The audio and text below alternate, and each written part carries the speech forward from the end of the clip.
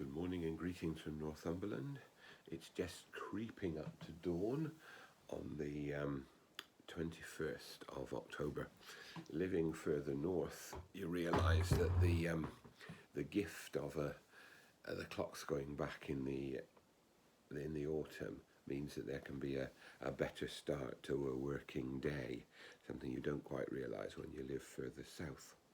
Today, I just want to focus on a little phrase from the end of the Gospel. Jesus is still talking about being ready, being open, looking for Jesus coming. And this is from Luke chapter 12 and from part of verse 48.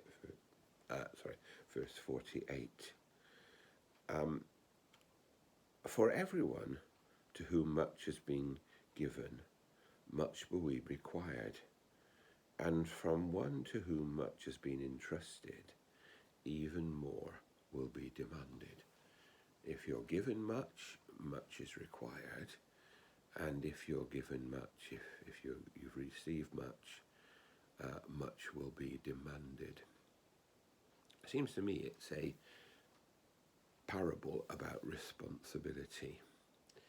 We are called to be responsible with what God gives us. And each of us are called to be responsible in different ways. Obviously, if we have a limited gift or a limited sphere of influence, then our responsibility is, in a way, equal but smaller in terms of quantity.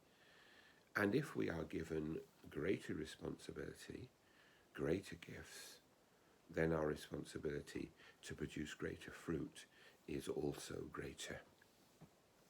I think of that reading as I've looked at the political discussion and debate in our country in the last couple of days. Because the discussions and the decisions that have been taken are about responsibility. And people on both sides of the argument have said, well, when you've got responsibility, you've got to be careful how you use it. But the responsibility we're given, and the gifts we are given, and that which is entrusted to politicians by a democratic vote, is the welfare and well-being of the people of our communities and our societies. And at the moment, as we offer our prayers each day for the Queen, for the Prime Minister, for the Leader of the Opposition, for local councils, I'm aware of their responsibility, as great a responsibility as they've ever had. And I pray that they may discharge that responsibility, not for the good of a few people, but for the good of the majority. Not for their own self-interest or the self-interest of those who they know well and understand well, but for the good of all. And this is a very difficult thing to establish and to find. And that is why local and national politicians, national and local politicians must work together. It's true in the church as well. There was a lot of criticism in the early part of lockdown for the national leaders of the church taking a line that didn't work locally. So we're not free of this problem. But we see it perhaps more typified now in my part of the country, where there's very, very low COVID figures up here in Northumberland. People are worried that they might be put into tier 3, and businesses are worried because there will be a blanket solution for the northeast.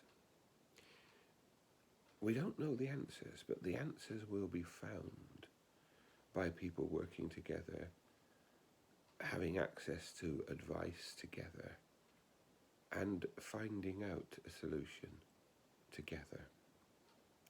If we're given responsibility, then we're also given the responsibility of using it for the good of all.